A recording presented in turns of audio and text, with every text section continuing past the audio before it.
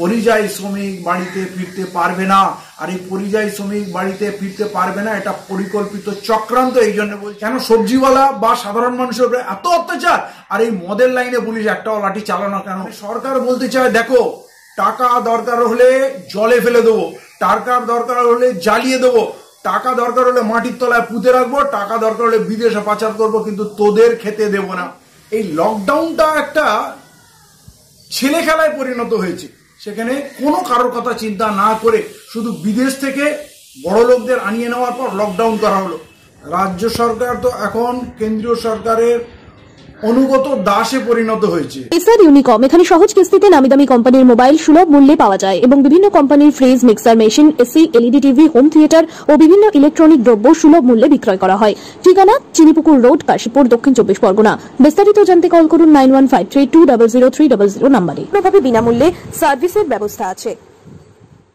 আদর্শ মিষ্টান্ন ভান্ডার, এখানে আধুনিক ডিজাইনের মিষ্টির অর্ডার অনুযায়ী সরবরাহ করা হয়। সোনপুর বাজার, কাশীপুর, দক্ষিণ 24 পরগনা। বিস্তারিত জানতে কল করুন 9735518261 নম্বরে। গণতন্ত্রে সরকারের এত নগ্ন, এত নিকৃষ্ট, এত জঘন্য চেহারা আমি আগে কখনো দেখিনি, কল্পনাও করিনি। করোনাকে কেন্দ্র করে সরকার যা দেখালো, বিশেষভাবে কেন্দ্র সরকার, রাজ্য সরকারের কথা পরে বলছি।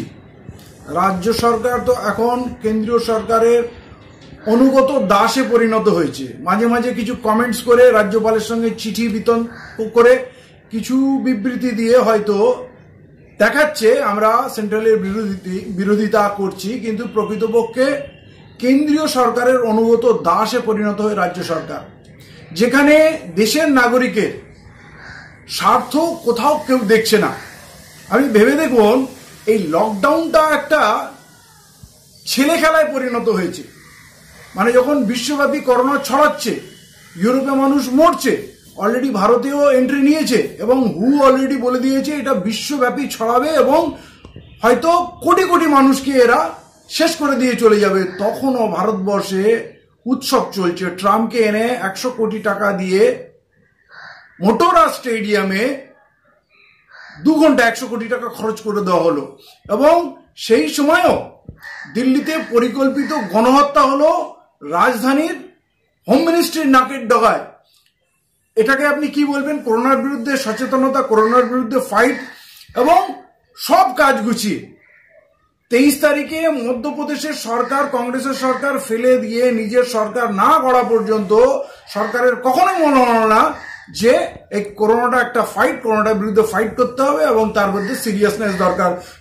তার আগের দিন পর্যন্ত দেখা গেল সার্বিয়াতে 90 টন মাস্ক আর গ্লাভস চলে গেল, ওষুধ বিক্রি হচ্ছে। এবং এখানে যখন ওনার মনে হলো আমার কাজ গুছিয়ে ফেলেছি, এবারে আমি একটা লকডাউন করব, কিন্তু ঠান্ডা মাথায় দেশের মানে কোটি কোটি শ্রমিককে ঘরছাড়া হয়ে দূরে আছে, সেখানে কোনো কারোর কথা চিন্তা না করে শুধু বিদেশ থেকে বড় লোকদের আনিয়ে নেওয়ার পর লকডাউন করা হলো। তখন আমরা ভেবেছিলাম সরকার হয়তো ভাবেনি যে এই পরিযায়ী শ্রমিকদের কি হবে, সব দিকটা দেখেনি। কারণ নরেন্দ্র মোদী একা ঘোষণা করেন, কারোর সঙ্গে, কোনো রাজ্য সরকারের সঙ্গে, কোনো ক্যাবিনেটের সঙ্গে, কারোর সঙ্গে আলোচনা করেন না। যতবার করেন উনি মন কি বাতের মতো ঘোষণা করে দেন। কিন্তু এখন বুঝতে পারছি এটা পরিকল্পিত করে করা হয়েছে।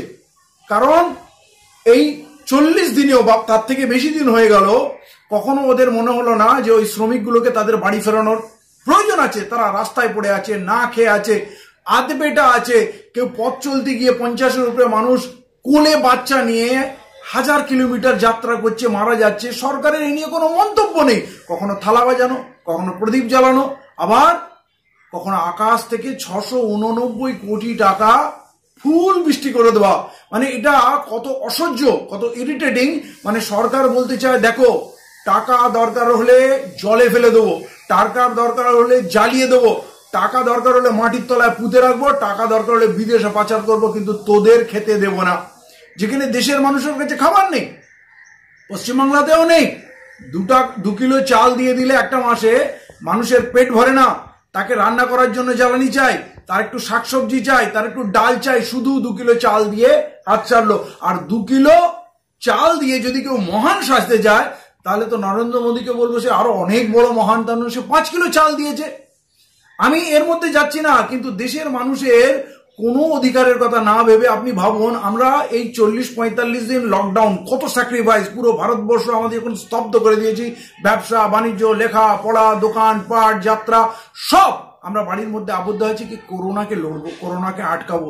কিন্তু এরা কি করলো, করোনাকে আটকানোর জায়গায় এদের যখন প্রয়োজন হলো, এরা তখন মদ বিক্রির জন্য red zone, green zone, yellow zone কিছু দেখার দরকার নেই, তখন কিন্তু পুরো ভারতবর্ষের লক্ষ লক্ষ মানুষ রাস্তায় ধাক্কাধাক্কি করছে। ওই একটাও পুলিশ কিন্তু লাঠিচার্জ করেনি ওদের উপরে, কিন্তু একজন নিরীহ সবজিওয়ালা তার সবজি বিক্রি করবে, তার পেটের দায়, তার সবজি উল্টে ফেলে দেওয়া। যে একজন সবজি কিনে বাজার করে একা ফিরছে, সাইকেলে বা স্কুটারে করে ফিরছে, তাকে ঘিরে মারছে, নির্মম ভাবে মারছে, তাকে মনে হচ্ছে কোনো আতঙ্কবাদী ধরে ফেলেছে। তাহলে এইটা কি পুলিশ নিজের ইচ্ছায় করে নাকি নির্দেশ দেয়? কেন সবজিওয়ালা বা সাধারণ মানুষের উপরে এত অত্যাচার, আর এই মদের লাইনে পুলিশ একটাও লাঠি চালানো কেন? কারণ সরকার বলেছে মদ আমরা বেচবো।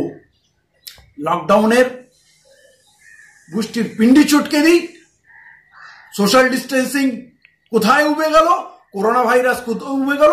তার মানে এটা আমরা বুঝতে পারছি এরা এদের প্রয়োজন মতো যখন যেটা করবে, কখনো কার বিয়ের পারমিশন হবে, কখনো হরিদ্বার থেকে গুজরাটের তীর্থযাত্রীরা যাত্রা করবে, তাদের পারমিশন হবে। বিদেশি সাদা সাহেবরা, সাদা চামড়ার মানুষরা, তারা ইন্ডিয়া গেটে 2 বাস 200 লোক তারা পরিভ্রমণ করবে। মানে এরা যখনই যা ইচ্ছা তাই করবে। কখনো কোটা থেকে, রাজস্থান কোটা থেকে ছাত্র আনিয়ে নেওয়া হবে, কিন্তু পরিযায়ী শ্রমিক বাড়িতে ফিরতে পারবে না।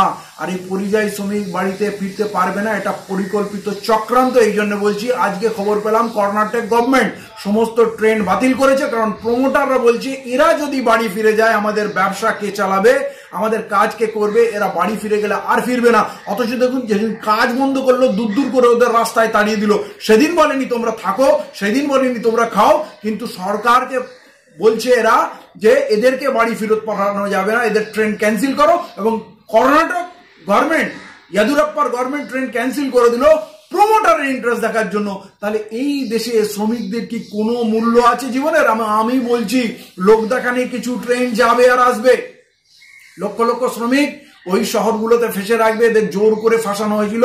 এরা বাঁচলে লেবার হিসাবে খাটবে, আর মরে গেলে ভাঙাড়ে ফেলে দেওয়া হবে, এদের জীবনের কোনো মূল্য নেই। এরা কবে জাগবে? এদেরকে আটকে রাখা হয়েছে, এদেরকে দিয়ে আবার ওরা ওই 12 ঘন্টা 14 ঘন্টা কাজ করাবে। এদের পরিবার মরে গেল, এরা মরে গেল, কিছু যায় আসে না। এদেশে গরিব মানুষের কোনো মূল্য নেই। আমার মনে হয় চিত্র, এই গণতন্ত্রের নগ্ন চিত্র পরিষ্কার হয়ে গেছে। এইটা আমাদের ভালোভাবে বুঝতে হবে এবং আমাদেরই ভাবতে হবে যে আমাদের মুক্তির পথ কোথায়।